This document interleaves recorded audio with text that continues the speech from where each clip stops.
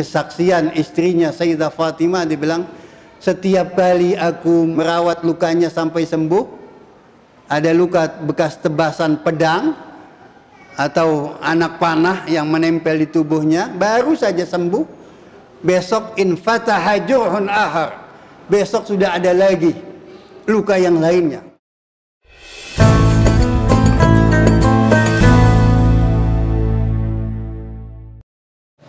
Alhamdulillahi Rabbil Alamin, wa ashhadu an la ilaha illallah waliyus salihin, wa ashhadu anna Muhammadar Rasulullah khatamul anbiya'i wal mursalin.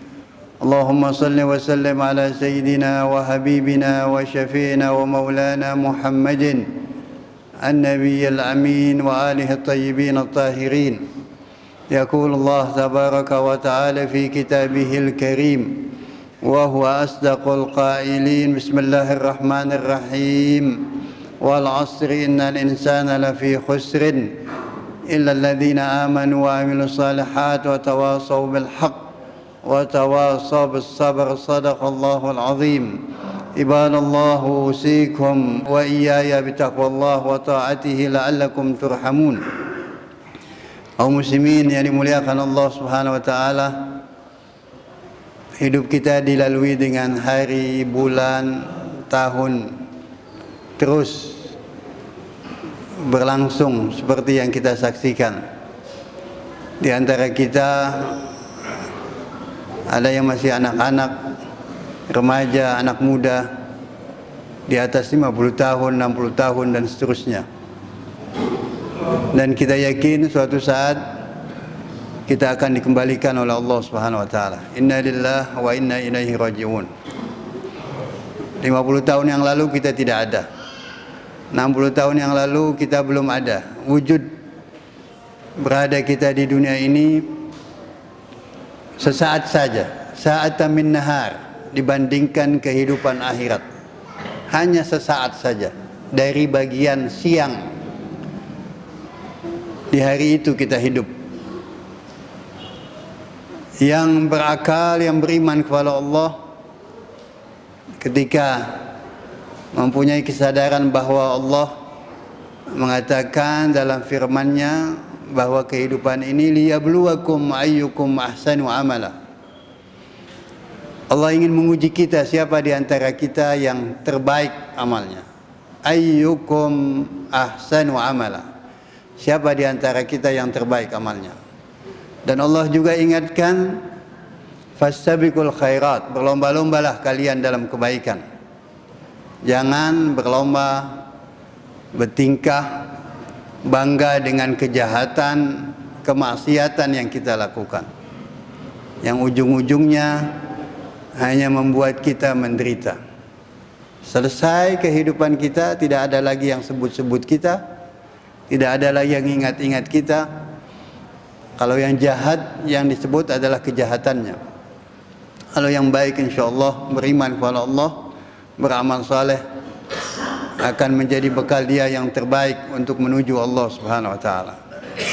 Jadi gunakan kehidupan ini, masa sehat kita, masa muda kita, untuk hal-hal yang diridhoi dan disukai oleh Allah Subhanahu wa taala. Membela kebenaran.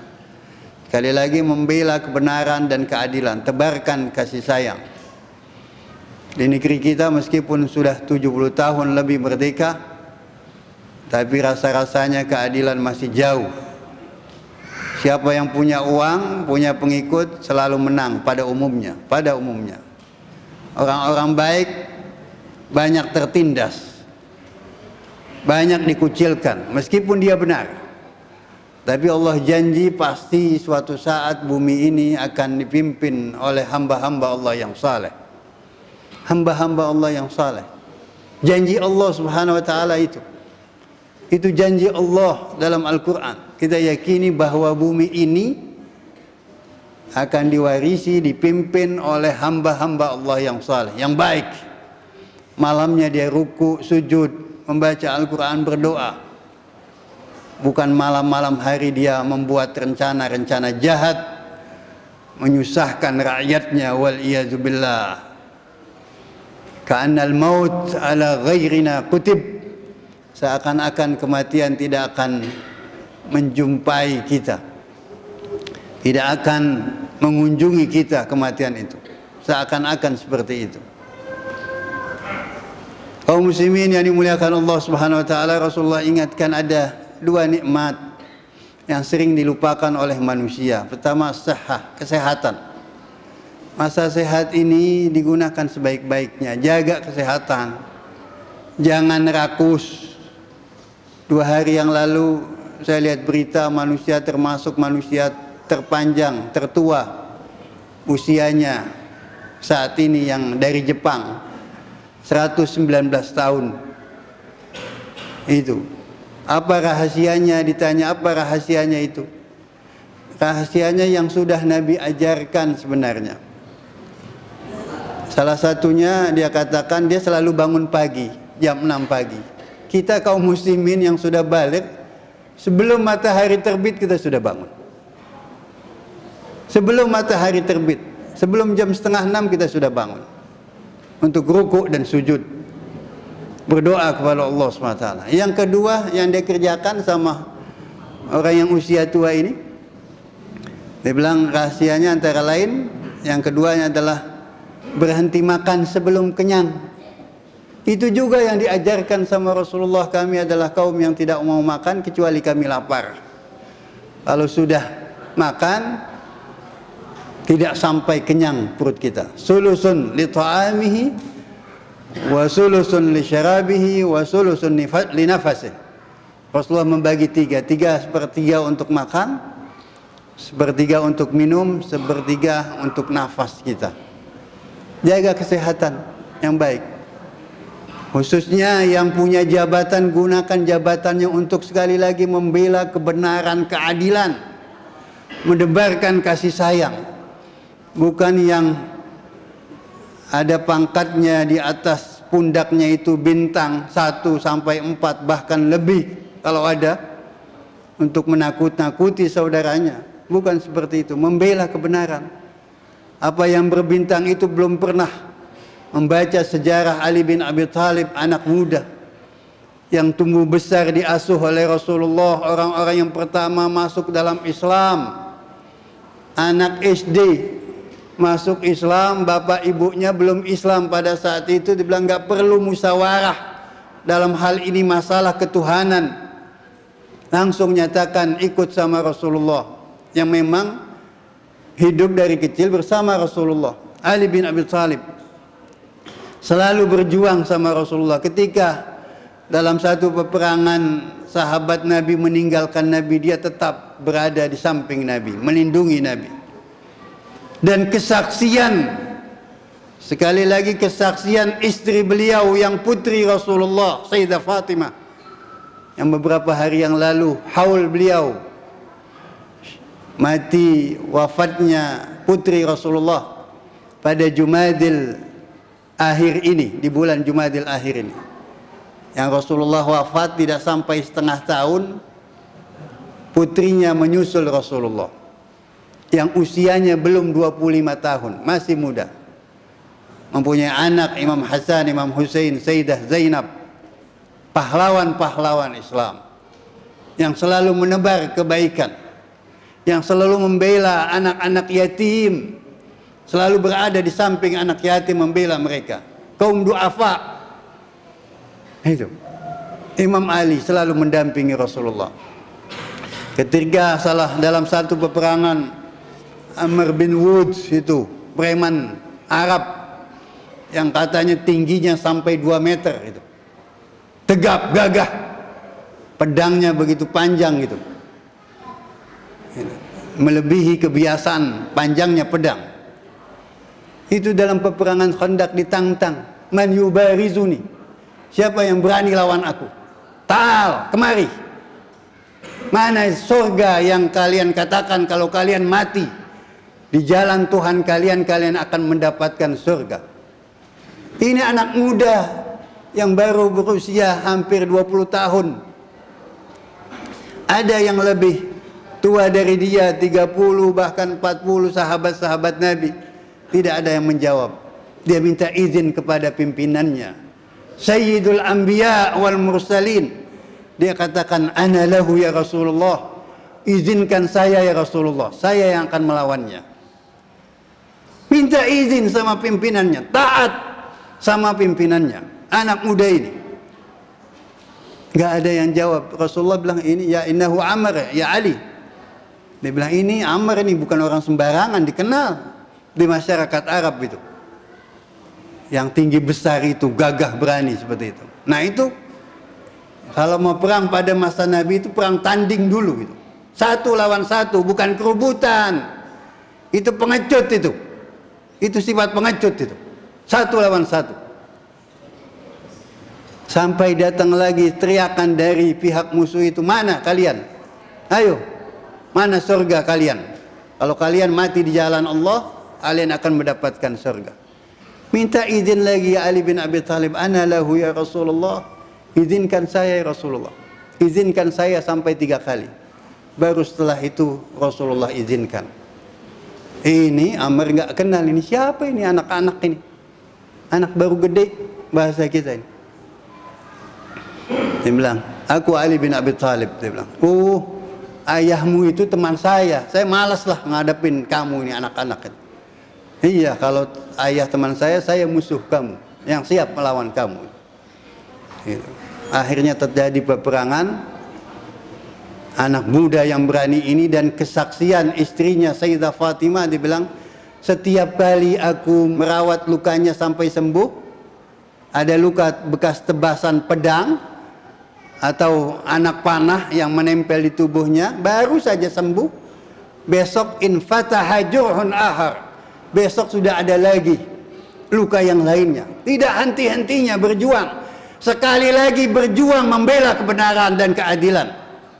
Kasih sayang, bukan jadi pahlawan-pahlawan tengik seperti itu. Membela kebenaran. Kalau nggak ngerti kebenaran, keadilan, belajar innallaha ya'muru bil adli wal ihsan, adil. Sehingga kita diajar ini dalam tempat ini, majlis ini, kalau ada yang batal misalnya ke tempat wudhu, jangan ditempati itu hak dia. Apalagi sudah dikasih tanda dengan pecinya dia atau dengan sapu tangan dia yang berhak, meskipun anak kecil itu, meskipun itu anak kecil yang datang belakangan, yang berpangkat lurah atau sebagainya, itu huwa ahad, dia yang lebih berhak. Itu Islam ajarkan seperti itu. Jadi gunakan, kata Rasulullah, kesehatan, jabatan terutama itu. Jangan sudah pensiun baru berkoar. Gunakan ini semuanya dengan kebaikan yang diridhoi oleh Allah Subhanahu wa taala. Yang kedua yang banyak dilupakan sama kita adalah al-farag, masa tenggang. Kita banyak nganggur. Banyak nganggur. Ada umat Nabi Muhammad yang sampai sekarang ini orang salihin, orang baik, memperhatikan ibadah dengan baik. Waktu bekerja dia bekerja seminggu sekali atau 10 hari dia sudah hatam Al-Quran. Berarti sebulan dia bisa menghatamkan Al-Quran 3 kali. Waktu dia mengajar, dia mengajar. Waktu dia bertani, dia bertani. Kita 3 bulan sekali belum tentu kita hatam Al-Quran. 2 kali 3 bulan, setengah tahun, belum juga kita hatamkan Al-Quran. Tidak berkah waktu kita itu. Banyak waktu-waktu kosong kita gunakan untuk hal-hal yang tidak bagus. Apalagi dengan adanya HP, sudah. Anak-anak SD sudah berkacamata tebal seperti itu. Karena apa? Ayah ibunya nggak tegas. Itu kecanduan untuk hal-hal yang seperti ini. Coba membaca Al-Quran 10 menit, 15 menit, susahnya setiap hari kalau kita lakukan itu. Perlu istiqamah itu. Mari kaum muslimin dari tahun ke tahun ini, moga-moga usia kita, kesehatan kita, jabatan kita, waktu-waktu kita digunakan untuk hal-hal yang diridhoi oleh Allah Subhanahu wa taala. Tahan emosi kita untuk hal-hal yang tidak penting. Wal kadhiminal ghaidha wal afina 'anil nas, mereka yang bisa menahan emosinya, memaafkan orang lain. Kalau ada yang menyakiti kita, lapang dada. Gosipin kita, lapang dada, sudah kita maafkan. Bahkan kita doakan orang-orang seperti itu. Moga-moga Allah bimbing mereka dan dijadikan mereka hamba-hamba Allah yang saleh. بارك الله لي ولكم في القرآن العظيم ونفعني وإياكم بما فيه من الآيات وذكر الحكيم. أقول قولي هذا وأستغفر الله لي ولكم ولسائر المسلمين والمسلمات فاستغفروه إنه هو الغفور الرحيم.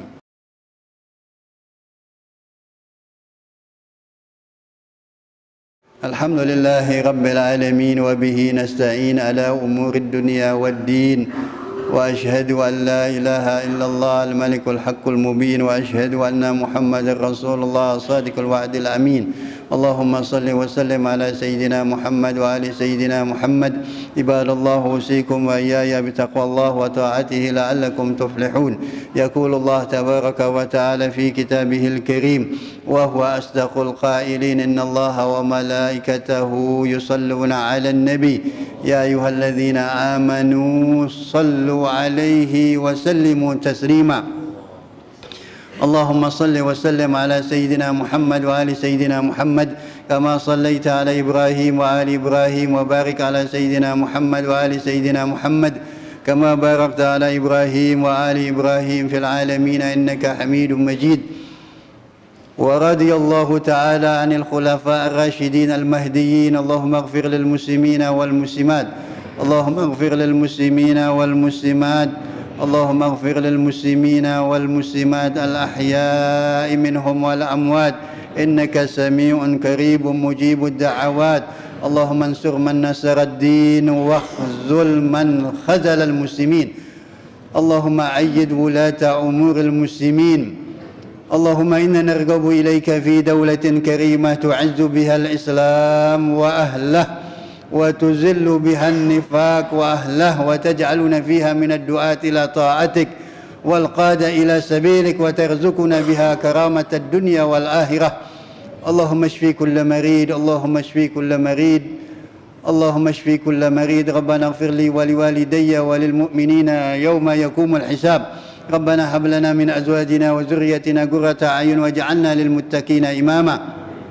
ربنا آتنا في الدنيا حسنة وفي الآخرة حسنة وقنا عذاب النار. عباد الله، إن الله يأمر بالعدل والإحسان وإيتاء ذي القربى وينهى عن الفحشاء والمنكر والبغي يعظكم لعلكم تذكرون. فاذكروا الله يذكركم واشكروا على نعمه يزدكم واسألوه من فضله يؤتكم ولذكر الله أكبر.